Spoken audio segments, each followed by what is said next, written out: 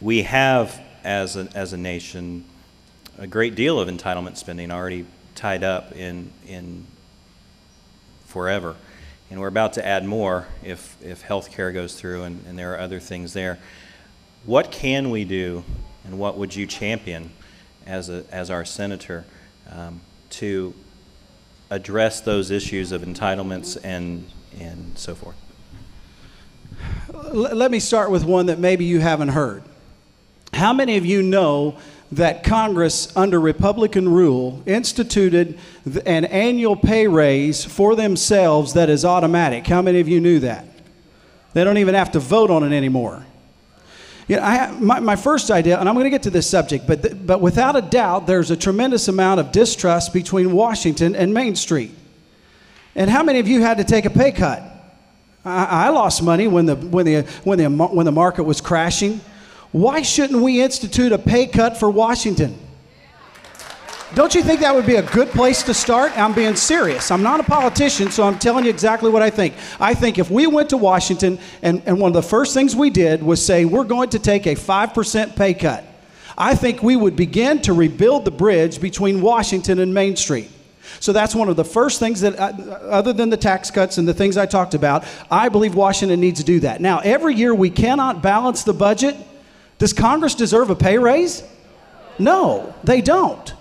And so we should stop the pay raises. Let's take a pay cut.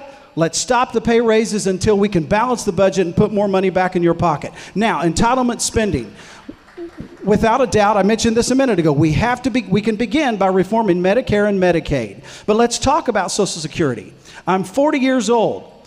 President Bush tried hard to introduce private accounts for young people in Social Security, and he was shot down. I believe it's time we introduce a form of privatization. Y'all know that Social Security is not solvent as it is, and we have to solve that problem. Now, if you're over 60, I'm not talking about taking your Social Security away. If you're 62 and already drawing, or you're 65 or 67, I'm not talking about that. But for my generation, we have to fix Social Security. We cannot continue on the path we're on, and so I intend to introduce legislation that would encourage us to introduce privatization for people who are my age and younger. Okay. Because you were getting to the entitlement thing at the end, I gave you an extra 30 seconds, so I'm going to give the other two an extra 30 seconds as well, so you'll have 2 minutes for this. Okay, all right. Well, I think that one of the things that we have done here in this state that you all can be proud of is that we took Indiana from a $1 billion deficit back in 2004 to a balanced budget today, all without raising taxes. And it's the same thing, the same type of leadership that we need to send to Washington that's willing to make those tough decisions. We've cut bureaucracies 20% across the board in this state. We've cut out the 4-to-1 pension match that legislators were getting. Now, how many in this room get a 4-to-1 pension match? Not too many people. I've never heard of it. We cut that out. We cut away the free lifetime health care benefits. You had access. I think you did have to pay 5% of the premium. I mean, who pays only 5% of the premium in here for their health care benefits? We've already done those sort of things in this state with leadership who is willing to stand up and believe that we are public servants, not career politicians, and that we're serving the people rather than serving ourselves. It's that type of leadership we need in Washington. I believe that we could start off. First of all, our federal budget, 20% of it goes to our military. 13% of it goes to the interest on the debt that we have in this country.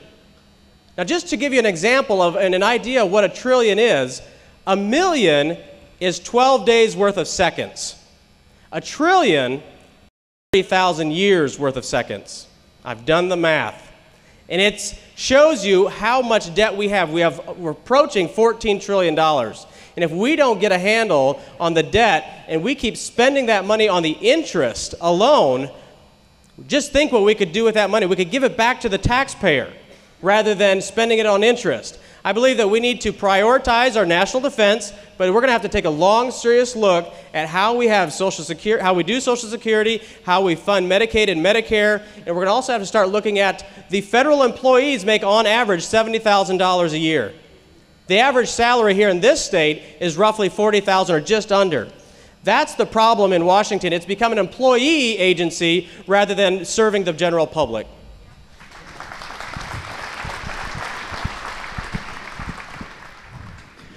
You know, certainly we need to cut things across the board. We need to stop spending now. We need to make the cuts. But the question's back to you. What are you willing to cut? What are you willing to give up? Are you willing to give something up? Because we're at that point. No one wants to give up their little piece of the pie.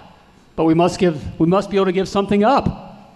You know, and being the Tea Party guy, I come from the radical side of things, and I hear more radical things over here. But we can't go in there and just rip 20 and 30% out as much as we like. Our economy's on the edge already. We do that, we'll send it right over in cardiac arrest. But we must stop and get away from the entitlement mentality. And we do that by first stopping the spending and then making some kind of momentum in the right direction of pulling it back. Let me just give you one example. And we're playing, you know, musical chairs here. We all have these ideas here, and it sounds great. We're kind of passing on each other here. I'll talk about education this time. Let's take a look at the Department of Education. The beautiful Department of Education, founded in 1979 by Mr. Jimmy Carter, President Jimmy Carter.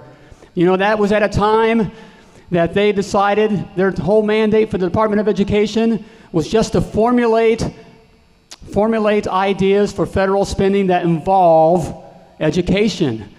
Go on the Department of Education yourself. They tell you that right up front. Okay, they're not there. There's nothing on there about educating our kids. And what do we get for the $68 billion a year that we spend there? All right, from 1945 to 1979, the graph looked like this, up to 85% graduated from high school. Since the Department of Education was put in place, it's now slipped down. Less than 75% of our kids graduate from high school. We are 12th in reading among industrialized nations. We're 11th in math. We're last in physics. We need to bring that back to the state now. We can educate our own children, and we can cut that expense at the federal level and put $68 billion right down on our line.